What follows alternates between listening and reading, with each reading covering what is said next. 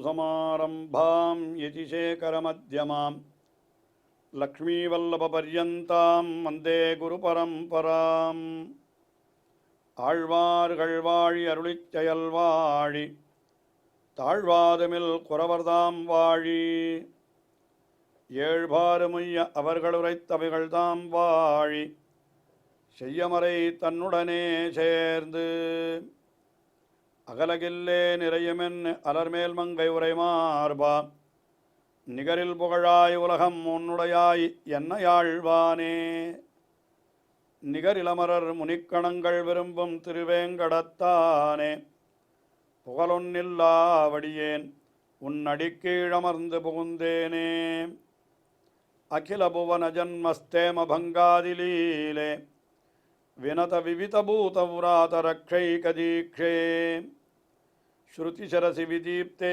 பிரம்மணி ஸ்ரீனிவாசே பவது மம பரஸ்மின் சேமுஷீ பக்திரூபா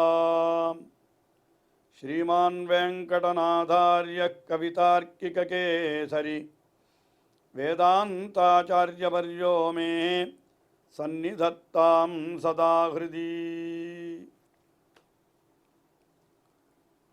यतिराजर என்று கொண்டாடப்படுகின்ற எம்பெருமானார் ஸ்ரீ ராமானுஜர் ஸ்ரீ பாஷ்யக்காரர் அவரை பற்றிய 70 ஸ்லோகங்கள் கொண்ட அற்புதமான ஸ்தோத்திரத்தை அருளி செய்திருக்கிறார் வேதாந்த தேசிகன். இது யதிராஜ சப்ததி என்றே வழங்கப் பெறுகிறது. இந்த யதிராஜ சப்தத்தினுடைய முதலிலே சில ஸ்லோகங்களாலே ஸ்ரீ ராமானுஜருக்கு முற்பட்ட ஆச்சாரியர்கள் அவர் வரை ராமானுஜர் வரை இருக்கக்கூடிய ஆச்சாரியர்களை எல்லாம் ஒவ்வொரு ஸ்லோகத்தாலே வணங்குகிறார். முதலிலே பகவான், இரண்டாவது ஸ்லோகத்தாலே பிராட்டி, மூன்றாவது ஸ்லோகத்தாலே சேனை முதலியார், நான்காவது ஸ்லோகத்தாலே சேன முதலியாருடைய சீடரான நம்மாழ்வார், நம்மாழ்வாருடைய சீடரான நாதமுனிகளை 5வது ஸ்லோகத்திலே, நாதமுனிகளுடைய சீடரான உய்யக்கொண்டாரை 6வது ஸ்லோகத்திலே, உய்யக்கொண்டாருடைய சீடரான மணக்கால் நம்பி அவரை 7வது ஸ்லோகத்திலே வணங்கினார். அடுத்தபடியாக 8வது ஸ்லோகத்திலே அந்த ஆளவந்தார் என்ற, அதாவது மணக்கால் நம்பியினுடைய சீடரான ஆளவந்தார், அவர்தான் ஸ்ரீ ராமானுஜருக்கு பரமாச்சாரியர் ஆகிறார். அந்த ஆளவந்தாரை இந்த 8வது ஸ்லோகத்திலே வணங்குகிறார். ஆளவந்தார் என்கிறவர் யார், எப்படிப்பட்டவர் என்றால், அவர் ஒரு யமுனை நதி போன்றவர் என்று தெரிவிக்கிறார். உண்மையிலே ஆளவந்தாருக்கு இயற்பெயராக அமைந்தது யமுனைத்துறைவர் என்பதுதான். அதனால்தான் அவர் சம்ஸ்கிருதத்தில் யாமுனாச்சாரியர் என்று சொல்லுவார்கள். யாமுனாச்சாரியர் என்னால்னா யமுனையை தன்னுடைய பெயரிலே கொண்டவர் அவர்.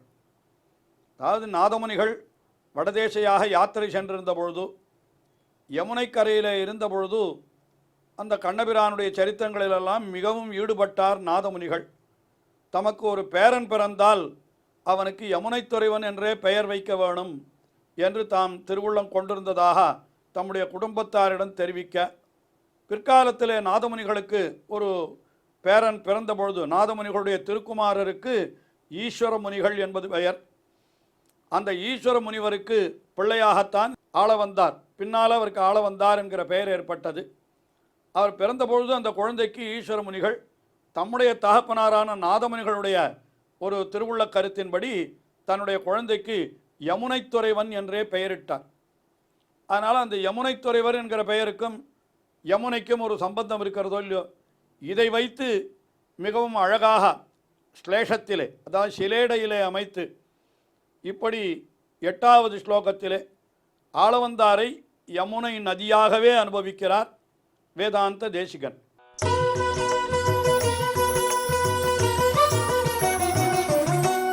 விகாகே யாமுனம் தீர்த்தம் சாது பிருந்தாவனே ஸ்திதம் நிரஸ்த ஜிஹ்மகத்பர்ஷே யத்ர கிருஷ்ணா கிருதாதரஹ. யாமுனம் தீர்த்தம் விகாஹே என்கிறார். அதாவது யாமுனாச்சாரியராகிற தீர்த்தம், தீர்த்தம் என்னால் தூய நீர் என்று ஒரு அர்த்தம் சொல்லலாம். அல்லது தீர்த்தம் என்னாலே உயர்ந்த ஆச்சாரியரையும் கூட சொல்லுவதுண்டு. அப்படிப்பட்ட அவரிடத்தில் விகாகே என்னால் என்ன, அதிலே நான் முழுகுகிறேன் என்கிறார். அதாவது யாமுனாச்சாரியராகிற தீர்த்தத்திலே நான் முழுகுகிறேன் ஒரு அர்த்தம். இன்னொரு அர்த்தம் யாமுனம் தீர்த்தம், யமுனை நதியிலே நான் முழுகுகிறேன் என்றும் அர்த்தம் சொல்லலாம். யமுனை நதியிலே முழுகுகிறேன் என்றும் பொருள் சொல்லலாம். யாமுனாச்சாரியராகிற உயர்ந்த ஆச்சாரியரை நான் முழுகி அனுபவிக்கிறேன் என்று அப்படியும் அர்த்தம் சொல்லலாம் அந்த வரிக்கு. எங்கே இருக்கும் அது என்னால், சாது பிருந்தாவனே ஸ்திதம். யமுனை நதி எங்கே இருக்கிறது என்னால், மிகவும் உயர்ந்ததான சாது பிருந்தாவனம். பிருந்தாவனம் என்னால் அது கண்ணபிரான் தன்னுடைய சிறிய வயதிலே விளையாடின இடம், இன்றைக்கும் இருக்கக்கூடிய இடம்தான் அது. மதுரா வடக்கே இருக்கக்கூடிய மதுரா நகரம் இருக்கிறதே, வடமதுரை, அதற்கு சமீபத்தில் இருக்கக்கூடியது பிருந்தாவனம் என்கிற க்ஷேத்திரம். அந்த யமுனை நதி அங்கே ஓடுகிறது.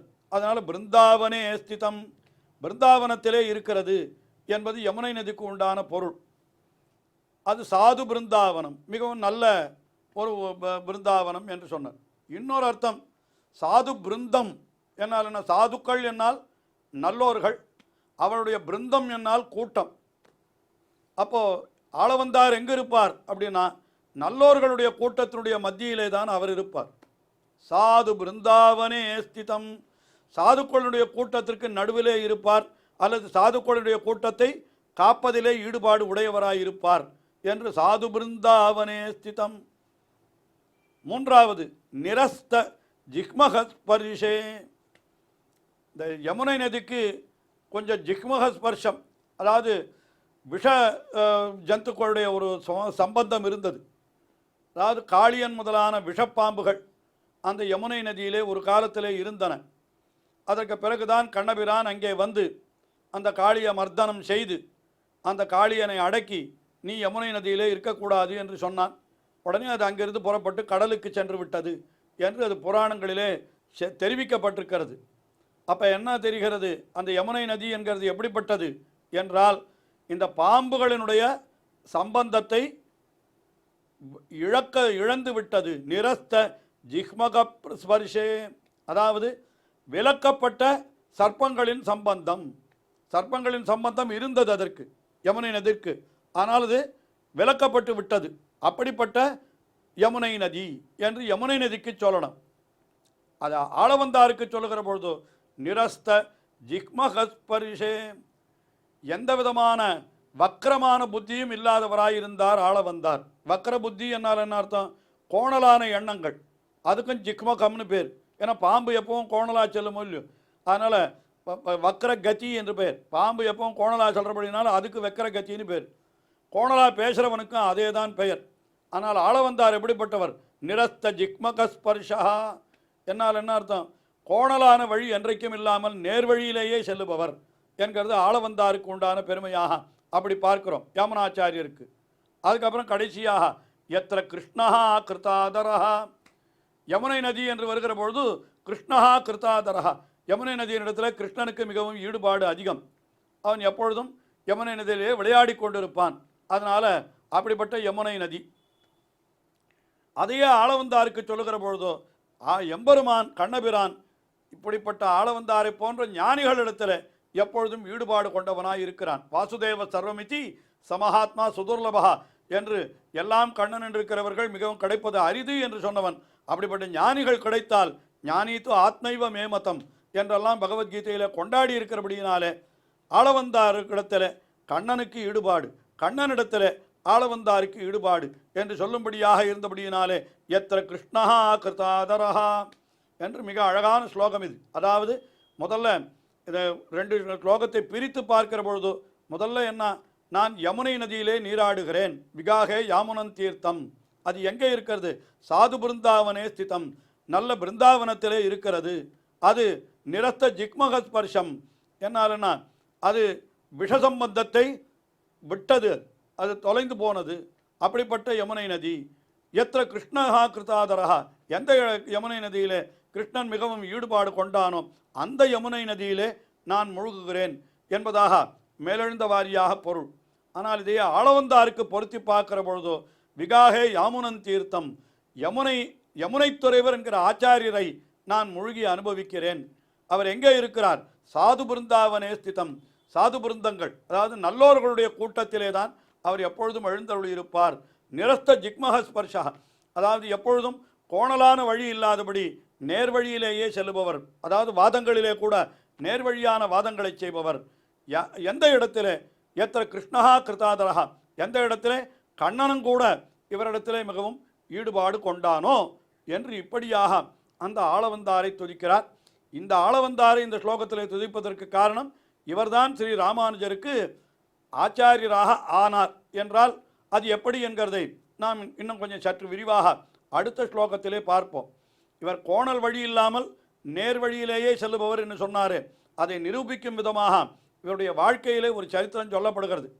அதாவது இவர் சிறிய குழந்தையாக ஒரு 5 வயது பாலகனாக தம்முடைய ஆச்சாரியரிடத்திலே கல்வி கற்றுக்கொண்டிருந்த பொழுது ஒரு நாள் அரசவையிலிருந்து இவருடைய ஆச்சாரியருக்கு ஒரு ஓலை வருகிறது.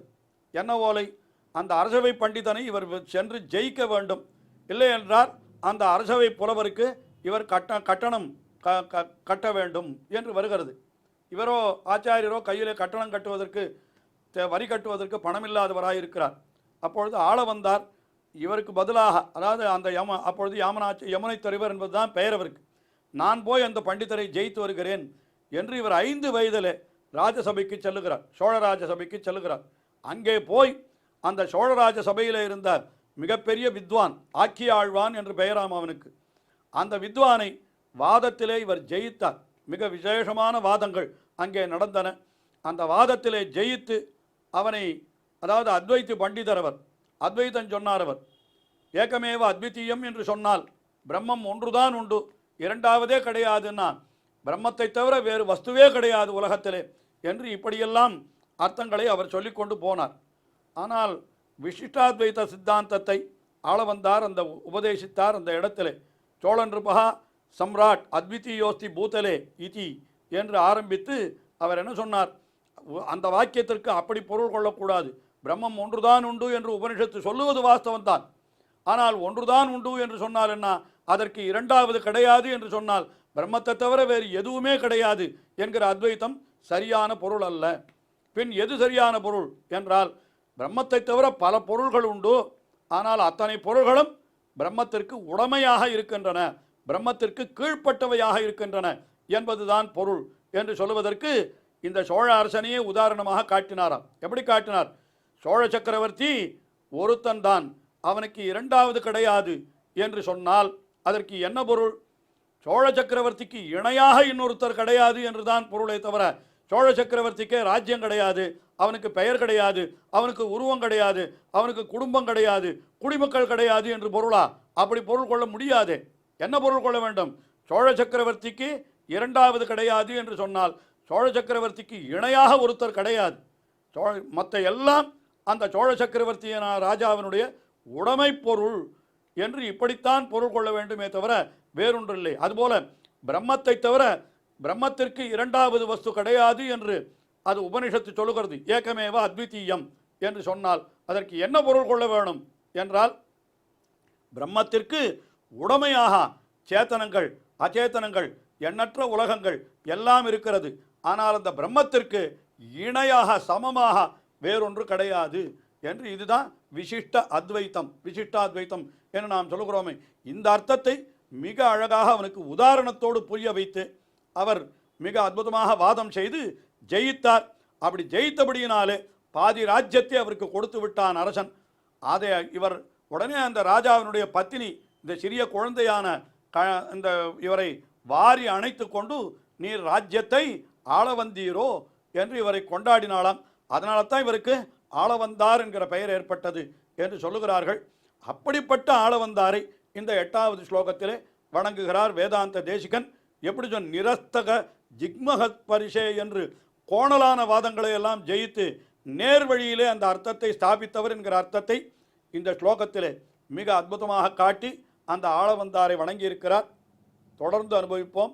ஸ்ரீயக்காந்தாய கல்யாண நிதயே நிதயேர்த்தினாம் ஸ்ரீவேங்கட நிவாசாய ஸ்ரீனிவாசாய மங்களம். ஸ்ரீமத் சுந்தர ஜாமா திருமுனிமானசவாசினே சர்வலோக நிவாசாய ஸ்ரீனிவாசாய மங்களம்.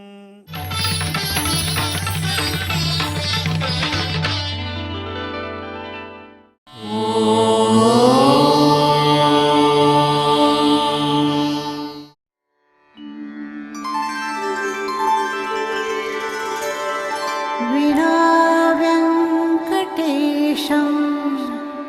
ननाथो ननाथः सदा वेङ्कटेशं स्मरामि स्मरामि।